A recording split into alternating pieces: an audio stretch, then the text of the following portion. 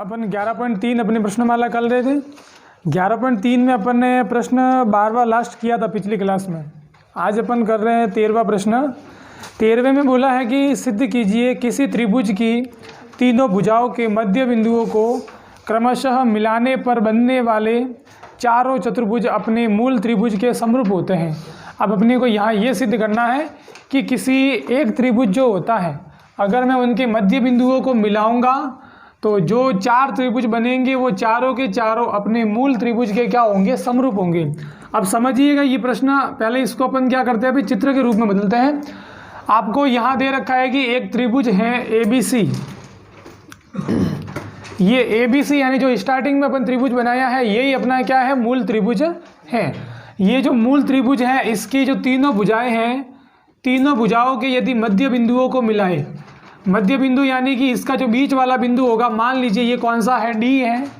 इसी प्रकार इसका मध्य BC का मध्य बिंदु क्या ले लिया, E ले लिया, और AC का मध्य बिंदु मान लीजिए क्या है, F है।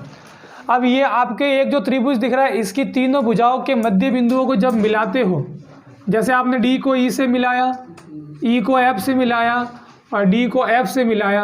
अब आप देखोगे भाई इस वाले चित्र में आपको टोटल कितने छोटे छोटे त्रिभुज दिख रहे हैं, चार। ये 1 2 3 और 4। अब अपने को यहाँ ये सिद्ध करना है कि पहले जो अपना त्रिभुज था, मूल त्रिभुज यानी ABC, और अभी जो त्रिभुज मिले हैं ये चार छोटे छोटे त्रिभुज, तो अपने को ये बताना है कि ये जो चार छोटे छोटे त्रिभुज हैं ये चारों के चारों मूल त्रिभुज के क्या है, समरूप हैं। समरूप अपने को दर्शाना है। तो देखिए इसको कैसे करेंगे। सबसे पहले लिखते हैं दिया गया, अपने को क्या दिया गया है, तो त्रिभुज ABC की भुजाओं, कौन कौन सी भुजाएं हैं इसमें, देखो भाई आपको दे रखा है कि त्रिभुज ABC की सभी भुजाओं के मध्य बिंदु दे रखे हैं। तो यहाँ आपको AB BC और AC ये तीन भुजाओं के मध्य बिंदु दे रखे हैं। AB BC और AC के मध्य बिंदु, इन तीनों के आपको मध्य बिंदु लिखने क्या दे रखे हैं, मध्य बिंदु क्रमशः AB का मध्य बिंदु कौन सा है, D, दूसरे का E और इसका F, तो D E और F है।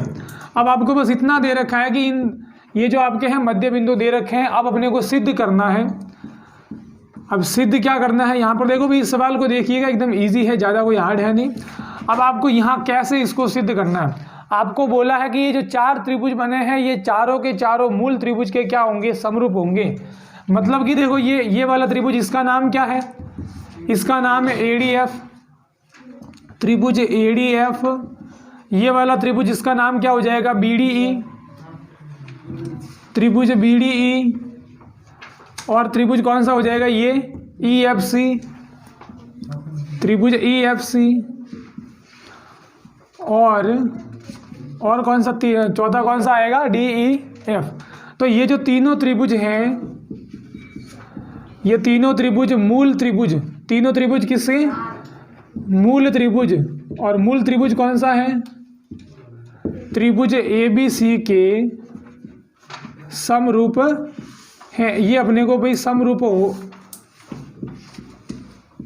होगी, ये अपने को क्या करना है, सिद्ध करना है। देखो आपको इन चारों त्रिभुजों को इसके समरूप सिद्ध करना है। अब देखो भाई उत्पत्ति, अब ये यहाँ से अपने को भाई ध्यान से आपको समझना है कि कैसे इसको सिद्ध करेंगे। देखो भाई एक साथ में ये सारे के सारे त्रिभुज सिद्ध नहीं होंगे, आपको एक एक त्रिभुजों को लेना पड़ेगा। और एक एक में भी देखो ये जो आपको कोने वाले जो त्रिभुज दिख रहे हैं, ये एक कोने वाला त्रिभुज, ये दूसरा, ये तीसरा, इन तीनों को सिद्ध करने का तरीका सेम रहेगा। इन तीनों को करने का तरीका सेम रहेगा, चौथे को करने का तरीका अलग है। अब कैसे करना है, देखिए आपको यहाँ पर थोड़ा 9th क्लास का कंसेप्ट लगाना पड़ेगा, यानी मध्य बिंदु प्रमेय आपने 9th क्लास में पढ़ी थी। अब मध्य बिंदु क्या थी वो मैं अगर आपको बताना चाहूँ, ठीक है, तो यहाँ आप देखोगे, चूंकि आपको पता है, आप मेरी बात को भी समझिएगा। देखो भाई मध्य बिंदु के अनुसार क्या होता है, अपन जानते हैं कि भाई मध्य बिंदु में क्या होता है कि कोई भी एक त्रिभुज है, जैसे कि ये त्रिभुज है, इसकी अगर कोई भी दो भुजाओं के अगर आपको मध्य बिंदु यदि दे रखे हैं, जैसे कि ये दो मध्य बिंदु हैं, अगर मैं इन दोनों को मिलाऊंगा तो आपको रेखाखंड क्या मिलता है, DF। तो ये जो मध्य बिंदुओं को मिलाने से जो रेखाखंड मिलेगा वो उसके सामने वाली भुजा के क्या होता है, समांतर होता है। देखो भाई, यानी कि जो डी एफ है वो बी सी के क्या होगा, समांतर होगा। और साथ साथ में अगर डी एफ की लंबाई की बात करें तो डी एफ की लंबाई आधी होती है उसके सामने वाली भुजा यानी किसकी, बी सी की। बस ये मध्य बिंदु प्रमेय है कि अगर किसी भी त्रिभुज की दो भुजाओं के मध्य बिंदुओं को मिला रहे हो तो मिलाने पर जो रेखाखंड बनेगा वो उसके सामने वाली भुजा के समांतर होगा और उसकी लंबाई जो है वो सामने वाली भुजा की क्या होगी, आधी होगी। इसी प्रकार अगर आप इस वाले त्रिभुज में देखो भी, इन दोनों अगर बिंदुओं को देखते हो डी और ई को, तो डी और ई को मिलाने से क्या बना, डी ई बना, सही है कि नहीं। ये डी ई बना और डी ई किसके समांतर हो जाएगी, ए सी के। और इसी प्रकार डी ई की लंबाई किसकी आधी हो जाएगी, ए सी की आधी हो जाएगी। चलो इसी प्रकार आपको भाई अब ई और एफ को देखना है। ई और एफ भी मध्य बिंदु है, तो ई और एफ को मिलाया तो ई एफ बना। ई एफ किसके समांतर होगा, ए बी के। और ई एफ की लंबाई किसके बराबर होगी, 1/2 ए बी के बराबर होगी। यानी ये आपको टोटल कितने समीकरण मिल जाते हैं, 3 समीकरण मिल जाते हैं। अब मैं यहाँ लिखो तो मध्य बिंदु प्रमेय क्या कहती है, किसी भी त्रिभुज की दो भुजाओं के मध्य बिंदुओं को मिलाने से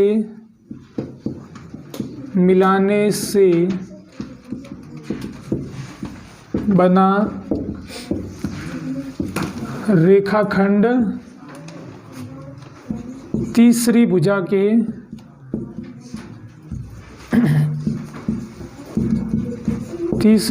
के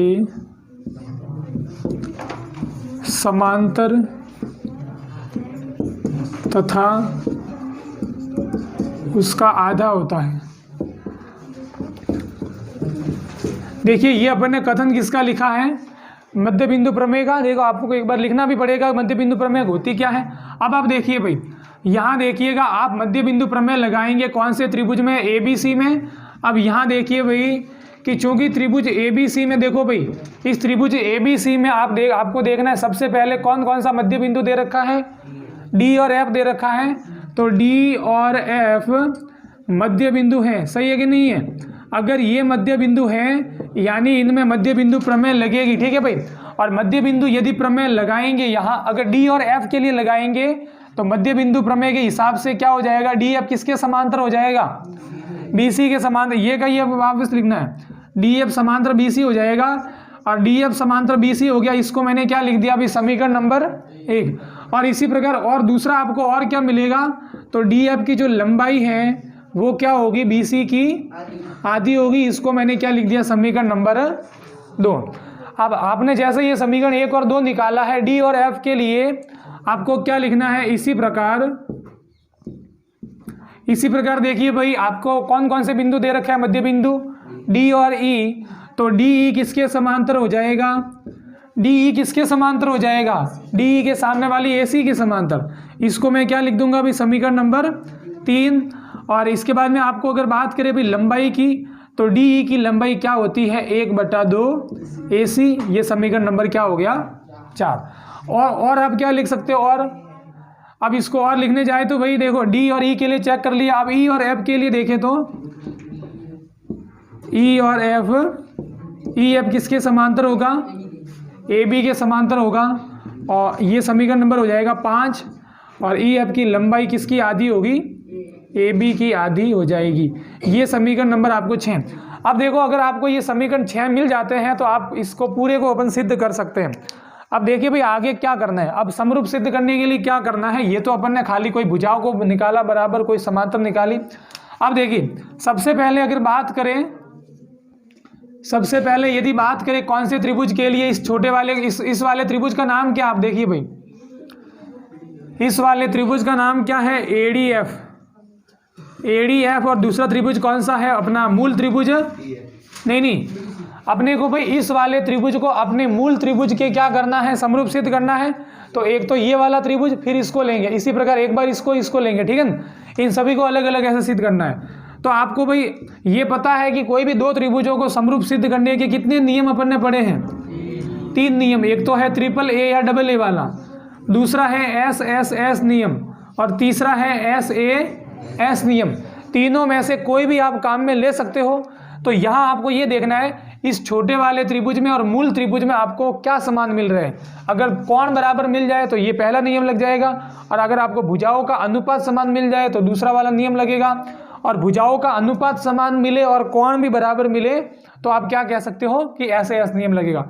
तो यहाँ आपको इस छोटे वाले त्रिभुज में और बड़े वाले त्रिभुज में देखना है भाई, इस छोटे वाले त्रिभुज में और बड़े वाले त्रिभुज में क्या कोई कोण ऐसा है जो कॉमन आ रहा है। हाँ, कोण ए दोनों के अंदर आ रहा है, तो कोण ए किसके बराबर हो जाएगा, कोण ए के कारण क्या रहेगा, उभयनिष्ठ कोण। चलिए ये आपने लिख दिया भाई उभयनिष्ठ कोण है। इसी प्रकार अब आपको एक कोण तो बराबर मिल गया, आपको एक कोण अगर और बराबर मिल जाए तो आप कह सकते हो ये क्या है, एक दूसरे के समरूप है।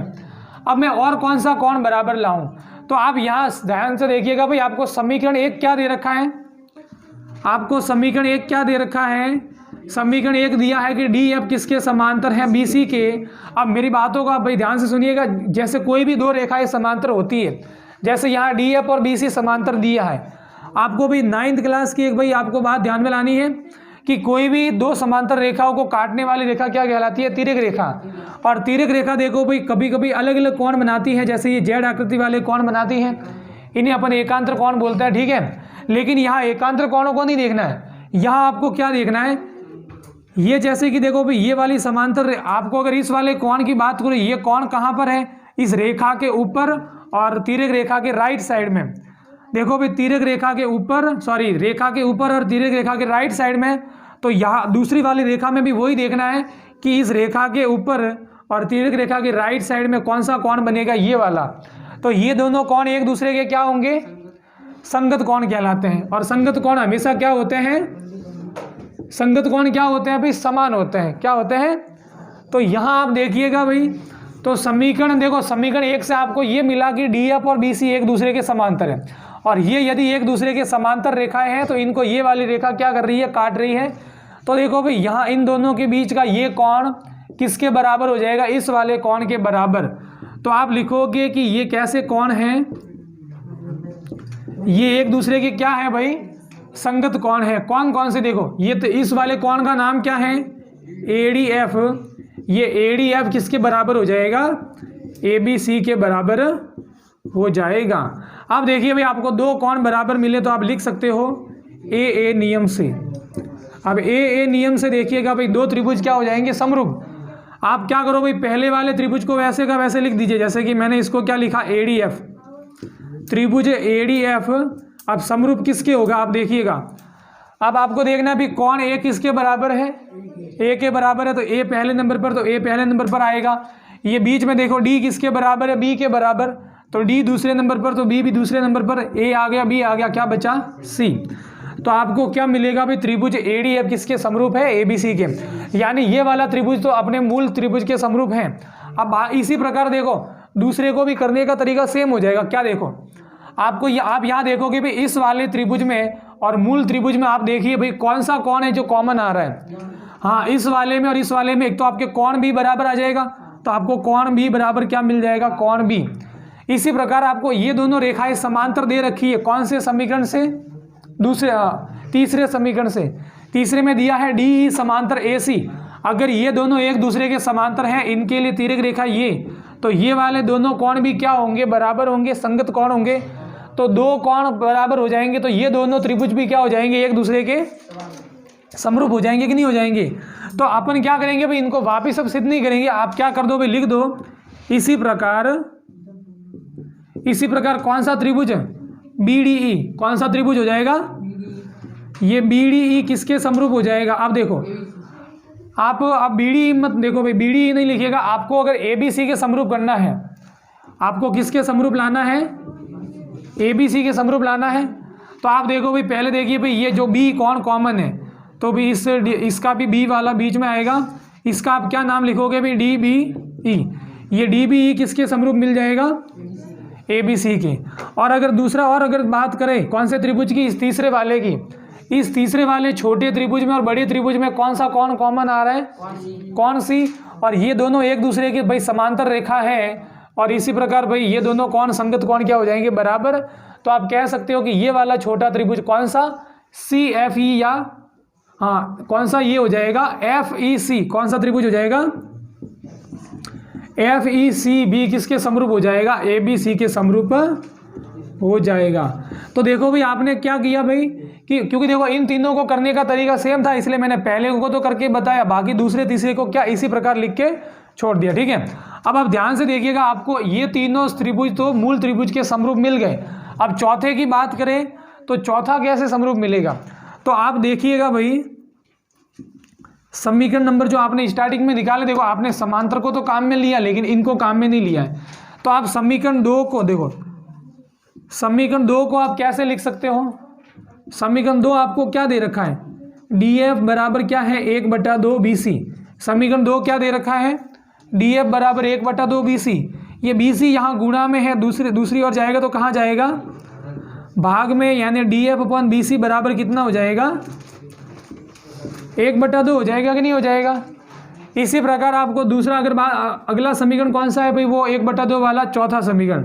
समीकरण 4 में देखिएगा आपको दे रखा है DE जो है वो 1/2 क्या है, AC है। 1/2 क्या है, AC। यहाँ AC गुणा वाला आएगा भाग में, तो DE अपन क्या हो जाएगा AC, और बराबर में क्या बच जाएगा 1/2। इसी प्रकार अगर आप छठे अगर समीकरण की बात करें, छठा समीकरण क्या है, EF बराबर क्या है 1/2 BC, ठीक है। ये आपको अब BC को इसको भी यहाँ लाना है, तो EF/BC बराबर क्या हो जाएगा 1/2। अब आप समझना भाई, आपको इन सभी ये जो आपने निकाला ये क्या है, अनुपात, सॉरी AB, ये क्या है AB है। अब आप देखोगे भाई ये जो तीन आपको ये बॉक्स के अंदर अब जो मिल रहे हैं, ये तीनों क्या है, भुजाओं के अनुपात हैं। और आपको तीनों में ही अनुपात क्या मिल रहा है, तो अनुपात जब तीनों का समान होता है तो कौन सा नियम लगता है, SSS नियम। तो आप देखो भाई, आप देखिएगा अब ये अनुपात कौन से त्रिभुज में है, तो आपको देखना है अभी त्रिभुज कौन सा, DEF। आप देखिएगा भाई त्रिभुज कौन सा, DEF, और दूसरा त्रिभुज कौन सा है, मूल त्रिभुज कौन सा है, ABC। अब इन दोनों को भी तो समरूप करना है, तो इन दोनों में आप ध्यान से देखिएगा कि आपको ये जो तीन आपने निकाले हैं, आपने जो तीन ये निकाले हैं, इन सभी से क्या पता चलता है कि DF/BC का मान किसके बराबर है, DE/BC के बराबर है, और ये हाँ AC के बराबर है, और इसी प्रकार ये वापस किसके बराबर है, EF/AB के बराबर है, और ये सारे के सारे किसके बराबर हैं। तो देखो भाई, अगर इन दोनों त्रिभुजों में, अगर इस वाले में और इस वाले में अगर तीनों भुजाओं का अगर अनुपात समान मिल जाए, कैसे पता चला, देखो DF, ये DF है छोटे वाले त्रिभुज की भुजा, और BC है बड़े वाले त्रिभुज की भुजा। इसी प्रकार DE कौन से त्रिभुज की भुजा है, छोटे वाले की, और AC वापस किसकी आ जाएगी, बड़े वाले की। तो दो त्रिभुजों की अगर संगत तीनों की तीनों भुजाएं समान होती हैं तो कौन सा नियम लगता है, SSS नियम। और SSS नियम से त्रिभुज DEF किसके समरूप हो जाता है, ABC के समरूप हो जाता है।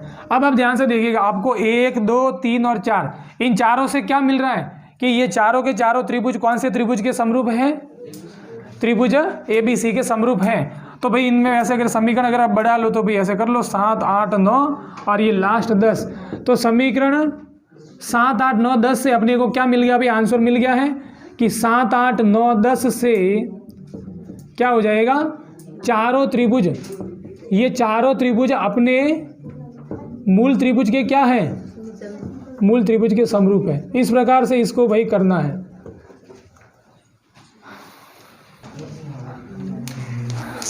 चौदहवां प्रश्न देखिएगा। 14वें प्रश्न में बोला है कि आपको आकृति दे रखी है और आकृति में बोला है कि AB किसके ऊपर लंबवत है, BC के ऊपर। AB लंब है BC के ऊपर, लंब यानी 90 डिग्री का कोण AB और BC के बीच में। इसी प्रकार DC और BC के बीच में भी कितने का कोण है, 90 डिग्री का। DC ये वाली, BC ये वाली, दोनों के बीच में 90 डिग्री का कोण। और DE किसके ऊपर लंब है, AC के ऊपर, यानी DE यानी ये वाली लाइन और AC यानी ये वाली लाइन, इनके भी बीच में कितने डिग्री का कोण है। अब बोला है कि यदि ये तीन आपको 90 डिग्री के कोण दे रखे हैं, अब सिद्ध कीजिए कि त्रिभुज CED मतलब कौन सा त्रिभुज, ये छोटा वाला त्रिभुज, और किसके समरूप होगा, बड़े वाले त्रिभुज ABC के समरूप हो जाएगा। तो अपने को भाई इसको कैसे समरूप सिद्ध करना है आप ध्यान से देखिएगा। पहले अपने को भाई ये देखना है भी समरूप सिद्ध करने के कितने नियम होते हैं। तो 3 नियम होते हैं, तीनों को यहाँ लिख दीजिए भाई, ट्रिपल ए या डबल ए नियम। वैसे अपन ट्रिपल ए नियम वैसे का इतना ज़्यादा काम में नहीं लेते, अपन डबल ए लेते हैं। एक होता है SSS नियम और तीसरा कौन सा होता है SAS नियम। इनमें से जो भी यहाँ काम आएगा, और ज़्यादातर चांस रहते हैं भाई काम आने के पहले वाले नियम के यानी AA के। तो यहाँ भाई कैसे अपने को करना है आप यहाँ ध्यान से आप भाई समझिएगा। आप देखो, आपको देखना है इस छोटे वाले, देखो इन दोनों को अगर भाई आपको क्या करना है समरूप सिद्ध करना है तो कम से कम 2 कोणों को बराबर लाना पड़ेगा। आप छोटे वाले त्रिभुज में और बड़े वाले त्रिभुज में देखो क्या आपको कोई ऐसे कोण है जो बराबर मिल रहे हैं। देखने से ही बराबर मिल रहा है भाई। इस वाले छोटे त्रिभुज में देखो 90 डिग्री का कोण, इस बड़े वाले त्रिभुज में देखो ये 90 डिग्री का कोण, यानी कि ये दोनों कोण क्या है, समान है। तो पहला कोण तो भाई आपको ये समान मिल गया कि इस छोटे वाले में इस बड़े वाले में दोनों कोण 90 डिग्री के हैं। क्या आपको और कोई कोण समान मिल रहा है? अपन देखते हैं, ये C नहीं, C बराबर नहीं है। देखो ये C का जो इतना वाला भाग है वो तो आ रहा है बड़े वाले त्रिभुज में, और बाकी जो आधा वाला भाग है वो कहाँ आ रहा है, छोटे वाले त्रिभुज में। यानी ये कॉमन थोड़ी ना है। कॉमन तो कैसे होता है, जैसे कि आपने ऐसे त्रिभुज बनाए, ये पूरा का पूरा इसमें भी है और ये पूरा का पूरा इस बड़े वाले में भी है, ये कॉमन कहलाता है।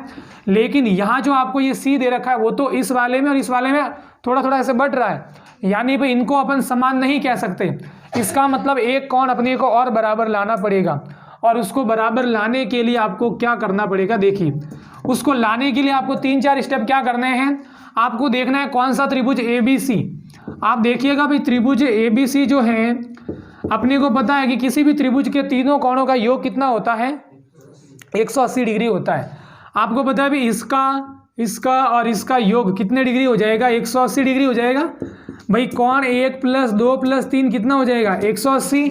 अब इन तीनों में से आपको एक कोण पता है भाई, कौन सा, पहला वाला कितने डिग्री का है।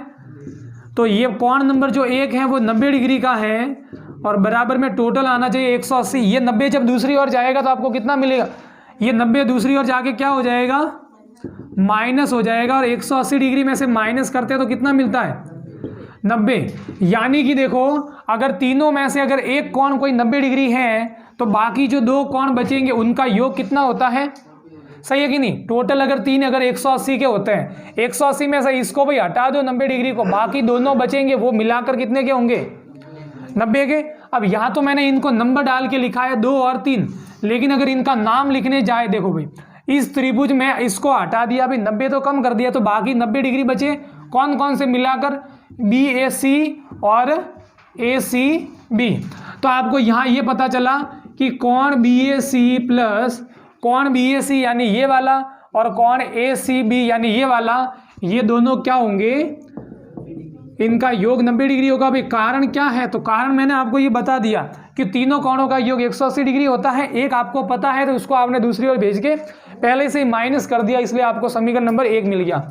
इसी प्रकार अब आपको कौन से त्रिभुज में जाना है, अब आपको त्रिभुज में नहीं जाना है, अब आपको सीधा यहाँ देखना है, कहाँ पर, ये जो लाइन है एक दूसरे की क्या है भाई, लंबवत है कि नहीं है। आपको ये वाला कोण कितने डिग्री का मिल रहा है, इस कोण का नाम क्या है बताओ भाई, ये कोण का नाम क्या है, इस कोण का नाम है BCD। आपको BCD 90 डिग्री का भाई आपको ये क्या किया है, दे रखा है, सही है कि नहीं भाई, दिया गया है। अब आप देखिए ये जो BCD कोण है वो किन दोनों को जोड़ने पर बन रहा है, ये वाला जो पूरा कोण है वो किस किस को मिलाने पर बन रहा है, तो BCA को और ECD को, सही है कि नहीं। तो इसको मैं लिख सकता हूँ कोण BCA प्लस कोण ECD। आप इसको ECD लिखो तो भी चलेगा, ACD लिखो तो भी चलेगा, अपने को तो इस वाले से मतलब है, ठीक है। तो आपको ये दोनों कोणों का योग, अब देखो इसको मैंने तोड़ के ऐसे लिखा, बराबर में तो कितना है, 90 डिग्री है। ये समीकरण नंबर क्या हो गया, 2। समीकरण 1 और 2 को ध्यान से देखिएगा, दोनों की कौन सी साइड बराबर आ रही है, राइट हैंड साइड बराबर आ रही है। समीकरण 1 और 2 में अपन ने क्या देखा कि दोनों का योग 90 डिग्री है, मतलब इसका भी योग 90 डिग्री, इसका भी योग 90 डिग्री, इसका मतलब दोनों का योग क्या है, समान है। तो कोण BAC प्लस कोण ACB किसके बराबर हो जाएगा, कोण BCA प्लस कोण ECD के बराबर हो जाएगा। अब देखो भी क्या दोनों साइड में कोई कोण बराबर आ रहा है। एक बात आप ध्यान दीजिएगा, ये मैंने इसको ए सी भी लिखा है, ए सी बी, इस वाले कोण को ए सी भी लिखा है, इसको मैं बी सी ए लिख दूं भाई। आप ए सी बी लिखो या बी सी ए लिखो, उससे कोई फर्क नहीं पड़ता है। खाली देखो भाई, क्योंकि देखो इसका एक थोड़ा क्यों लिखा है, यहाँ क्या आ जाएगा भाई बी सी ए। अब देखो दोनों साइड में कोई बराबर कौन आ रहा है भाई, बी सी ए इस साइड में भी है, बी सी ए इस साइड में भी है, तो ये तो दोनों क्या हो जाएंगे, कट जाएंगे। तो आपको क्या मिलेगा, कौन बी ए सी किसके बराबर मिल जाएगा, कौन ई सी डी के बराबर मिल जाएगा। इसको मैंने लिख दिया समीकरण नंबर 3। अब आप ध्यान से देखिए, बी ए सी कहाँ पर है, ये वाला कौन, और ई सी डी कहाँ पर है, ये वाला। तो अब आपको इस बड़े वाले त्रिभुज का ये वाला कोण छोटे वाले इस त्रिभुज के एक कोण के बराबर मिल गया कि नहीं। एक तो आपको 90 डिग्री पहले से दे रखा है बराबर, और दूसरा और मिल गया। तो अब आप कह सकते हो ए नियम से ये क्या हो जाएंगे, समरूप। तो देखिएगा अब किसको समरूप किसके सिद्ध करना है, त्रिभुज सी ई डी को किसके समरूप सिद्ध करना है, ए बी सी के। तो इन दोनों में देखिए भाई, इस छोटे वाले में बड़े वाले में, पहले देखो भाई छोटे वाले में कौन सा कोण 90 डिग्री का है, सी ई डी, कौन सी ई डी, और यहाँ कौन सा 90 डिग्री का है, ए बी सी। ये दोनों बराबर हैं क्योंकि दोनों कितने डिग्री के हैं, 90 डिग्री के। इसी प्रकार आपने समीकरण नंबर 3 में अभी सिद्ध किया, समीकरण नंबर 3 में आपने अभी सिद्ध किया है कि ये दोनों कौन क्या है, बराबर। ये दोनों मतलब छोटे वाले त्रिभुज का कौन सा कौन, ई सी डी, छोटे वाले त्रिभुज का ई सी डी, और बड़े वाले त्रिभुज का कौन सा, बी ए सी, यानी ये वाला, ये दोनों भी बराबर हैं। तो आप लिखोगे कौन से नियम से, ए नियम से। दो कौन बराबर मिले तो ए नियम से त्रिभुज सी ई डी। अब समरूप के किसके होगा, कैसे लिखेंगे, बीच वाला कौन देखो भी, ई किसके समरूप है, ई समरूप है बी के, ई का संगत कौन बी, तो ई कहाँ पर आ रहा है, बीच में, तो बी भी आएगा बीच में। यहाँ सी बीच में, यहाँ ए बीच में, मतलब सी का संगत कौन, ए। तो सी कहाँ है पहले पर, तो ए आएगा पहले। अब ए आ गया, बी आ गया, क्या बचेगा, सी। तो त्रिभुज सी ई डी किसके समरूप हो जाएगा, ए बी सी के। इस प्रकार इसको सिद्ध करना था। 15वां सवाल, इसमें बोला है कि त्रिभुज ए बी सी की भुजा बी सी की मध्य बिंदु डी है। देखो इस 15वें प्रश्न में अपने को चित्र नहीं दिया है, तो प्रश्नों को पढ़ते जाएंगे और साथ साथ में इसका चित्र भी बनाते जाएंगे। आपको बोला है कि त्रिभुज ए बी सी, तो आपको सबसे पहले त्रिभुज ए बी सी बनाना है। इस त्रिभुज ए बी सी की भुजा बी सी का मध्य बिंदु, बी सी का मध्य बिंदु, और मध्य बिंदु क्या करता है भाई, भुजाओं को दो बराबर भागों में बांटता है। तो इस बी सी का मध्य बिंदु डी है, और ए डी का समद्विभाजन करती हुई ए डी का। अब ए डी कैसे मिलेगी, जब ए और डी को अपन मिलाएंगे। तो ए डी का समद्विभाजन, यानी एक रेखा ऐसी है जो ए डी का क्या कर रही है, समद्विभाजन कर रही है। करती हुई एक रेखा बी से इस प्रकार खींची जाए। कहाँ से खींचनी है, बी से, और बी से रेखा ऐसी खींचनी है कि जो ए डी का क्या करेगी, ए डी का समद्विभाजन, यानी ए डी को समान दो भागों में बांटेगी, और भुजा ए डी, और आगे जाते वो आगे जाकर ए सी को कहाँ पर काटेगी, बिंदु ई पर काटती है। ठीक है भाई, कौन से बिंदु पर काटती है, सॉरी एक बार रुकिए, आपको यहाँ लिखा है कि बी से इस प्रकार रेखा खींची जाती है कि एडी को ई पर काटते हुए, एडी को कौन से बिंदु पर काटते हुए, ई पर काटते हुए ए सी को एक्स बिंदु पर काटती हैं। तो अब अपने को सिद्ध करना है कि ई एक्स अपॉन बी ई कितना होगा, 1/2 होगा। तो यहाँ भी मैं सिद्ध करना डायरेक्ट लिख रहा हूँ भाई, दिया गया आपको भी प्रश्न में जो दे रखा है आप इस हिसाब से लिख दीजिएगा। ठीक है भाई, तो मैं सीधा यहाँ पर भी स्टार्ट कर रहा हूँ भी सिद्ध करना से। अपने को यहाँ सिद्ध करना है कि E X upon B E X बटा बी ई जो होगा वो कितना होगा, 1/2, 1/3 सॉरी, हाँ भाई, इसमें आपको चेंज करना पड़ेगा भाई। किताब में पुरानी वाली में 1/2 दे रखा है, तो आप इसको कितना कर दीजिए, 1/3 कर दीजिए। ठीक है भाई, 1/2 फिर अपने को आंसर नहीं मिलेगा। तो वापस मेरी बात को समझिएगा, आपको बोला है कि जो डी है वो इस भुजा का मध्य बिंदु है, मतलब ये वाला भाग और ये वाला भाग क्या है, बराबर।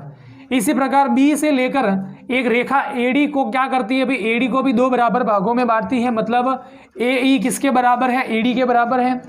ठीक है, और आगे जाकर एक्स पर काट लेती है। अब अपने को सिद्ध करना है कि ई एक्स और बटे में बी ई, ये बटा ये कितना होता है, 1/3। अब मैं भाई क्या लिखता हूँ, उत्पत्ति। लेकिन उत्पत्ति से पहले इस सवाल को यदि सिद्ध करना है तो अपने को पहले क्या करना पड़ेगा, यहाँ एक रचना करनी पड़ेगी। और रचना देखो भाई क्यों कर रहा है, देखो क्योंकि यहाँ पर अपने को भुजाओं का अनुपात निकालना है, और भुजाओं का अनुपात कब समान होता है? जब अपने को किसी भी त्रिभुज में एक भुजा के समांतर आपको कोई अगर भुजा दे रखी होती है, तब अपन ने पहले आधारभूत अनुपातिकता प्रमेय पढ़ी थी कि कोई भी अगर एक रेखाखंड अगर किसी भुजा के समांतर होगा तभी अनुपात क्या होता है? समान। तो आपने रचना क्या करनी है, देखो ये बिंदु डी दिख रहा है, आपको इससे एक रेखा खींचनी है किसके समांतर? ई एक्स के समांतर। ई एक्स के समांतर आपको एक रेखा खींचनी है और मान लीजिए कि वो भी कहाँ पर जाके काटती है? बिंदु पी पर काटती है। तो आपने भी डीपी किसके समांतर खींची? ई एक्स के। आप भले ई एक्स कहो या इसको बी एक्स कहो, सेम बात है, क्योंकि दोनों एक ही लाइन में आ रही है। तो ई एक्स के समांतर मैंने खींची, ठीक है भाई। तो ये आपने एक समांतर रेखा खींची। अब देखो भाई उपपत्ति में देखो भाई अब कैसे करना है। उपपत्ति में देखिए आपको अब पहले जैसे कि ऊपर वाला त्रिभुज देखना है भाई, इस वाले त्रिभुज का नाम क्या है? ADP। त्रिभुज कौन सा है? ADP। अब त्रिभुज ADP में अपन देखते हैं कि त्रिभुज ADP में आप बताओ भाई कौन सी रेखा किसके समांतर है? या फिर देखो अब इनको वैसे, हाँ सॉरी, इनको अपने को भाई अब समांतर नहीं, अब यहाँ समरूपता जैसे काम में लेनी, तो कैसे करोगे? आपको इस वाले देखो ये बड़ा वाला जो त्रिभुज दिख रहा है, इसी के अंदर एक छोटा वाला त्रिभुज भी आ रहा है, सही है कि नहीं? एक तो ये बड़ा वाला त्रिभुज ADP है और छोटा वाला त्रिभुज कौन सा है? AEX। तो इन दोनों त्रिभुजों में देखना है कौन कौन से में त्रिभुज AEX और दूसरा त्रिभुज कौन सा है? ये छोटा वाला AEX और ये बड़ा वाला कौन सा है? ADP। अब इन दोनों त्रिभुजों में आप देखिएगा, ये वाला त्रिभुज छोटा और ये वाला त्रिभुज बड़ा, क्या दोनों में कोई कोण समान है? अरे इस वाले में और इस वाले में कौन सा कोण बराबर है? तो कोण A बराबर कोण A हो जाएगा, सही है कि नहीं? कोण A और कोण A बराबर है क्योंकि ये क्या है? उभयनिष्ठ कोण है, कॉमन है दोनों के अंदर, ठीक। इसके बाद में आपको एक कोण तो बराबर मिल गया। अब इनको समरूप करना है तो दो कोण बराबर आने चाहिए। तो अभी आपने रचना से क्या लिखा कि ये रेखा क्या है? इसके समांतर है। तो समांतर रेखाओं के जो ऊपर वाले कोण ये वाला और ये वाला एक दूसरे के क्या होते हैं? बराबर। ये क्या कहलाते हैं? संगत कोण कहलाते हैं। तो इसका कौन सा कोण AEX किसके बराबर हो जाएगा? ADP के बराबर हो जाएगा। तो AEX किसके बराबर होगा? ADP के बराबर हो जाएगा। और कारण क्या रहेगा? संगत कोण। संगत कोण मतलब समांतर रेखा के दोनों ऊपर वाले कोण एक दूसरे के संगत कोण होते हैं। अब कौन से नियम से? AA नियम से दोनों त्रिभुज क्या हो जाएंगे? समरूप। यानी त्रिभुज कौन सा? ये पहला वाला AEX समरूप किसके होगा? कैसे लिखोगे भाई समरूप? तो बी देखो भाई A बराबर A, तो A पहले नंबर पर, तो A पहले पर आएगा। ये बीच में E किसके बराबर है? D के बराबर, तो E कहाँ पर है? बीच में, तो D बीच में आएगा। और लास्ट बचा P, तो त्रिभुज AEX किसके समरूप हो जाएगा? ADP के समरूप हो जाएगा। अब यदि ये दोनों त्रिभुज समरूप हैं, अब अपने को भुजाओं का अनुपात निकालना है। अब अपने को क्या निकालना है? भुजाओं का अनुपात। तो अब देखो भाई ये दोनों एक दूसरे के समरूप हो गए। अब इन दोनों में भुजाओं का अनुपात कैसे समान होगा? आपको देखना भी इस छोटे वाले त्रिभुज की ये वाली भुजा, इसका नाम क्या है? AE। छोटे वाले त्रिभुज की भुजा कौन सी है? AE। तो AE मतलब पहला दूसरा, तो यहाँ से बटे में कौन आएगा? AD आएगा। यानी संगत भुजाओं का अनुपात समान होता है। इसी प्रकार इस छोटे वाले त्रिभुज की भुजा कौन सी ले ली? EX। तो यहाँ EX मतलब दूसरा तीसरा, तो वहाँ से क्या आएगा? DP। EX बटा क्या आएगा? DP। इसी प्रकार इस वाले छोटे वाले त्रिभुज की तीसरी भुजा कौन सी है? AX। लेकिन AX आपको वैसे काम में लेने की जरूरत नहीं है, इन दोनों से ही अपने काम हो जाएगा, ठीक है। तो अब मैं, क्योंकि देखो भाई ये वाली जो ली है वो इसके अंदर भी काम आ जाएगी, और ये वाली दोनों में, मतलब आपको इन दोनों से काम चल जाएगा। अब देखिए आपको फिर इसको आगे कैसे करना है? AE मतलब इतना भाग, और आप देखो AD, ये AD मतलब पूरी है, और देखो भाई ये वाला भाग और ये वाला भाग बराबर है, मतलब AD की लंबाई क्या है? इस AE की क्या है? दुगुनी। भाई ये 2 सेंटीमीटर, ये 2 सेंटीमीटर, टोटल कितना हो गया? 4, मतलब 2 का कितना है? डबल है कि नहीं है? तो यानी कि इस AD को आप क्या लिख सकते हो? 2AE लिख सकते हैं, क्योंकि AD का भाई ये मध्य बिंदु दे रखा है, मतलब ये इसका डबल होगा। और बराबर में क्या है? EX अपॉन DP, सही है। अब देखो भाई AE से AE कट जाएगा, ठीक है कि नहीं? तो बराबर में क्या बचेगा? अभी 1/2, और यहाँ बराबर में क्या है? EX, और बटे में कितना है? DP, सही है भाई, EX बटा DP। अब आप क्या करो भाई? वज्र गुणा कीजिए। वज्र गुणा मतलब DP इंटू A कितना हो जाएगा? DP, और 2 इंटू ई एक्स कितना हो जाएगा, 2EX हो जाएगा। ये समीकरण नंबर क्या है अपने, 1 है। अब जैसे इस वाले त्रिभुज में आपने इन दोनों को समरूप सिद्ध किया, अब कौन सा लेना है, ये वाला। इस वाले में देखो एक तो छोटा वाला त्रिभुज ये और बड़ा वाला कौन सा ये, तो इसका नाम क्या है, CPD त्रिभुज है CPD, और बड़ा वाला कौन सा है, CXB। तो इन दोनों को भी अपन वैसे का वैसे क्या करेंगे, समरूप सिद्ध करेंगे। तो इस छोटे वाले में इस बड़े वाले में कौन सा कोण कॉमन आ रहा है, कोण C, उभयनिष्ठ कोण है। इसके बाद में एक कोण आपको और देखना भाई, ये देखो ये इसके समांतर है, मतलब ये कोण और ये कोण क्या होंगे, एक दूसरे के संगत कोण, और संगत कोण क्या होते हैं, बराबर होते हैं।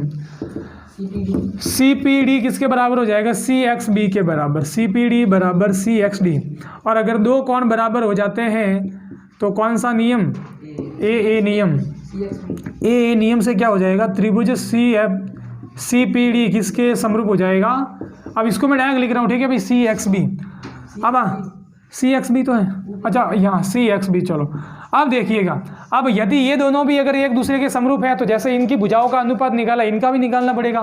तो यहाँ देखो भाई, जैसे कि अपन ने इस वाले त्रिभुज में इस साइड वाली भुजाओं को काम में नहीं लिया, तो इनमें भी अपने को राइट वाले को काम में नहीं लेना है। जैसे कि इस वाले त्रिभुज की इस भुजा को लेता हूँ, इसका नाम क्या है, DC या CD, ठीक है। तो भाई CD बटा क्या आएगा, पहला तीसरा मतलब CD बटा CB, CD बटा क्या आ जाएगा, CB। और इसी प्रकार ये वाला इस छोटे त्रिभुज की ये भुजा कौन सी है, PD। तो PD यानी दूसरा तीसरा तो क्या आ जाएगा, XB, ठीक है, XB। चलो अब अपन देखते हैं, ये इतना मिल गया। अब आप देखिएगा CD तो भाई क्या है, ये आधा वाला भाग है, तो CD की जगह CD। अब CB देखो भाई, CB यहाँ CB किसका डबल होगा, CD का डबल होगा, क्योंकि भाई ये आधे आधे भागों में बटी हुई है। और बराबर में PD और कितना है, XB। CD से CD क्या हो गया, कट गया, CD से CD कटा, तो आपको मिलेगा 1/2 PD बटा XB। इनका भी क्या कर दो भाई, वज्र गुणा कर दो, तो 1 इंटू XB हो जाएगा XB, और बराबर में 2 इंटू PD कितना हो जाएगा, 2 PD हो जाएगा। ठीक है भाई। अब यहाँ अब समझिएगा भाई मेरी बात को, आप XB नहीं, इसको अब समीकरण नंबर 2 मत लिखो, अभी इसको जब जरूरत पड़ेगी तब इसको लिख देंगे।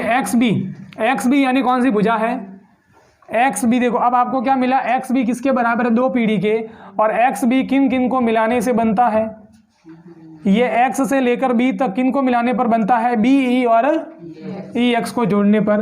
तो इसको मैं तोड़ के क्या लिख सकता हूँ भाई, आगे यहाँ लिख रहा हूँ, ठीक है। मैं इसको मैं XB को क्या लिख सकता हूँ, BE प्लस EX, और बराबर में क्या है, 2 PD, बराबर में क्या है, 2 PD। और देखो भाई अपन जैसे इसको PD लेके चल रहे हैं यार, इसको DP लिख देते हैं, ठीक है, क्योंकि जो पहले वाला प्रश्न किया उसमें अपन ने क्या लिखा है, इसको DP लिखा, ठीक है भाई, ताकि भाई अपने कन्फ्यूजन ना हो। बाकी PD DP दोनों मिक्स में चलते हैं तो भी कोई प्रॉब्लम नहीं है। अब देखो, अब आपको 2 इंटू ये कितना है, DP। आप देखो भाई DP का मान आपको समीकरण 1 से कितना मिल रहा है, 2EX, तो DP की जगह क्या आ जाएगा, 2EX आ जाएगा, कहाँ से, समीकरण 1 से, ठीक है भाई। अब BE प्लस EX, ये तो आपको मिला, BE प्लस EX बराबर 2 इंटू 2 4 EX हो जाएगा, सही है। अब ये EX और यहाँ पर भी EX है, दोनों को एक साइड में कर दो, तो ये EX यहाँ जो प्लस में है वो कहाँ जाएगा, माइनस में, तो माइनस में जाके यानी कि यहाँ जाए घट जाएगा। तो BE बराबर 4X, EX में से एक EX जाएगा, कितना EX बचेगा, 3 EX बचेगा। अब अपने को जो आंसर लाना है उसमें देखो EX बटा BE होना चाहिए, EX के बटे में BE यानी ये वहाँ आ जाएगा। और ये देखो भाई 3, देखो यहाँ देखिएगा, ये BE जब दूसरी बार जाएगा तो यहाँ कौन बचेगा, ये BE यहाँ ऊपर है तो कहाँ आएगा, नीचे, और ये 3 यहाँ ऊपर है तो कहाँ जाएगा, नीचे। यानी आपको EX अपन BE बराबर कितना मिल जाएगा, 1/3 मिल जाएगा। इस प्रकार इसको क्या करना है, अपने को सिद्ध करना है, ठीक है। तो प्रश्नमाला 11.2 अपने कंप्लीट, 11.3 कंप्लीट कर दी है। इसके बाद में जो 11.4 है वो आपके अब सिलेबस में से हटा दी है, इसलिए अपने को 11.4 नहीं करनी है। और अगला जो चैप्टर है वो अपन अगली क्लास में पढ़ेंगे।